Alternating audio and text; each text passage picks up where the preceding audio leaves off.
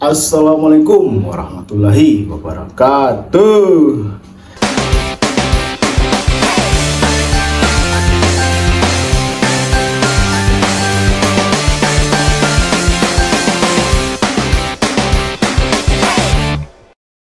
Salam olahraga, salam sehat, salam sukses bersama.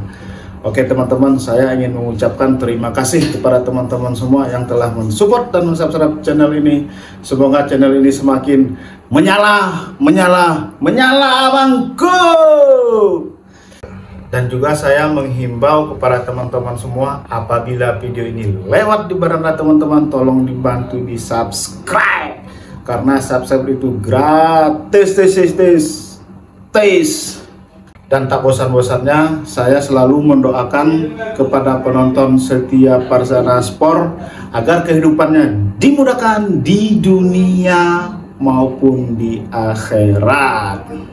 Oke teman-teman, pada konten kali ini saya akan membahas cara mendapatkan tiket timnas Indonesia. Pertandingan menghadapi Jepang, PSSI melakukan terobosan terbaru. Terobosan ini cara mendapatkan tiket untuk pertandingan tersebut dan juga pertandingan selanjutnya. Saat pertandingan melawan Arab Saudi, China, Bahrain, ini juga PSSI bakal melakukan hal yang sama. Perlu kita garis bawahi teman-teman, PSSI melakukan ini bukan untuk mempersulit fans Garuda.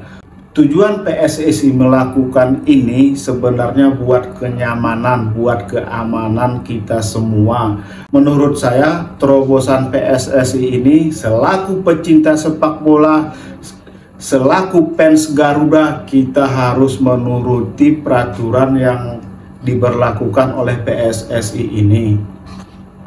Karena sistem ini masih baru, mungkin juga bakalan lemot. Mungkin juga masih ada kesalahan yang bakal terjadi. Yang penting apapun buat kemajuan di PSSI dan juga timnas Indonesia, kita harus support 100% sebagai fans timnas sejati. Alasan PSSI membuat sistem ini karena di pertandingan sebelumnya Indonesia versus Australia ada kejadian-kejadian yang tidak mengenakan, yang jauh dari kata-kata sportivitas. Makanya PSSI langsung mengambil tindakan dan mengambil sistem seperti ini. Ada 3 alasan PSSI membuat sistem ini. Jadi alasan yang pertama itu karena saat pertandingan versus Australia ada oknum supporter yang menjebol pintu masuk. Jadi otomatis para oknum supporter ini masuk secara ilegal ataupun tidak memiliki tiket. Yang tadinya kapasitasnya 70.000 mungkin bisa jadi 100.000. Maka di dalam tribun itu tidak bakal ada kenyamanan karena melebihi dari kapasitasnya, dan juga PSSI secara otomatis mengalami kerugian karena banyak supporter yang tidak membeli tiket. Ini juga teman-teman nggak boleh kita tiru.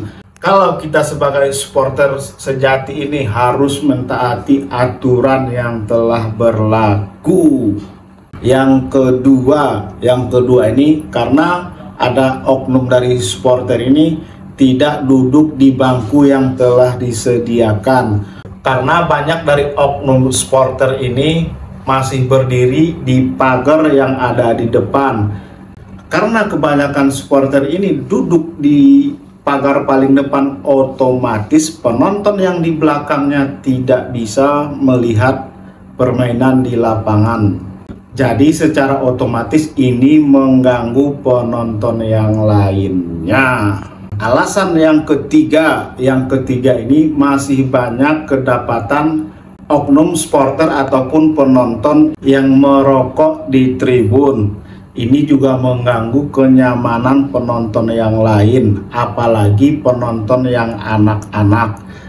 Maksud dari pihak PSSI ini adalah menjamin kenyamanan dan keamanan setiap supporter yang datang ke stadion, baik anak-anak, ibu-ibu, bapak-bapak, semua keluarga harus nyaman saat tiba di stadion ataupun di tribun.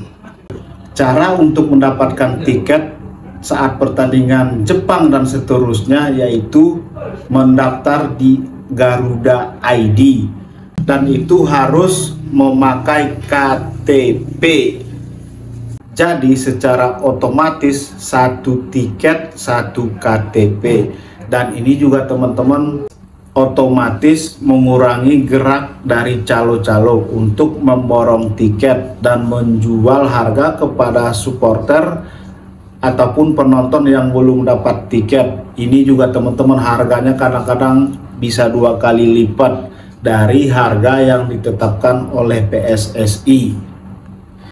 Untuk penonton ataupun supporter yang belum mempunyai KTP, ini bisa langsung membawa kartu pelajar ataupun identitas yang lainnya, mungkin bisa paspor dan sebagainya. Apabila penonton yang masih bayi ataupun balita, itu bisa membawa nomor NIK yang ada di KK. Jadi semua penonton sudah terverifikasi, dan juga dari pihak PSSI telah memasang ratusan CCTV di Stadion Utama Gelora Bung Karno. Dan juga apabila pertandingan timnas Indonesia diadakan di Stadion Utama Gelora Bung Karno, maka cara pemesanan tiket ini berlaku, tapi baru di Stadion Utama Gelora Bung Karno. Mungkin secepatnya bakal dilakukan hal yang sama di stadion yang lainnya. Mungkin timbul pertanyaan dari teman-teman, kalau kita menyerahin KTP kita, gimana sih keamanan data kita? Ini sudah dijamin langsung oleh pihak PSSI, bahwa kerahasiaan semua supporter ataupun penonton itu dijamin kerahasiaannya oleh pihak PSSI. Dan pertanyaan kedua, apabila ada tamu undangan dari PSSI, apakah melakukan hal yang sama dengan supporter yang lainnya? Jawabannya iya. Siapapun yang mau masuk ke stadion, baik dari undangan PSSI ataupun mungkin supporter negara lain, ini berlaku juga. Jadi intinya satu penonton, satu KTP, tidak dibeda-bedakan, semuanya sama. Dengan sistem ini, keuntungan apa sih yang didapatkan oleh penonton ataupun supporter?